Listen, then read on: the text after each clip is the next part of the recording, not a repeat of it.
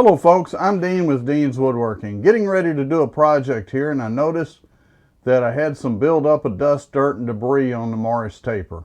Just wanted to do a quick tip and share with you guys how you can clean out those Morse Tapers and how important it is to do so.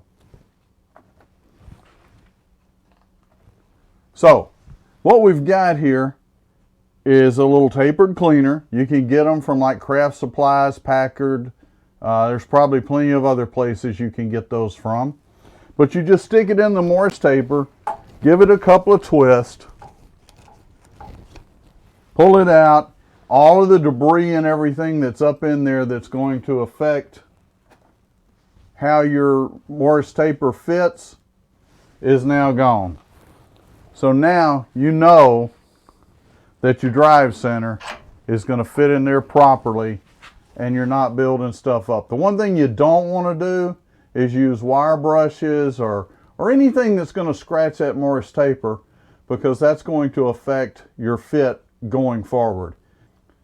If you do that, you're just going to cause yourself more problems than you solve. With that said, thanks for watching. Stay safe, stay healthy, and happy turning.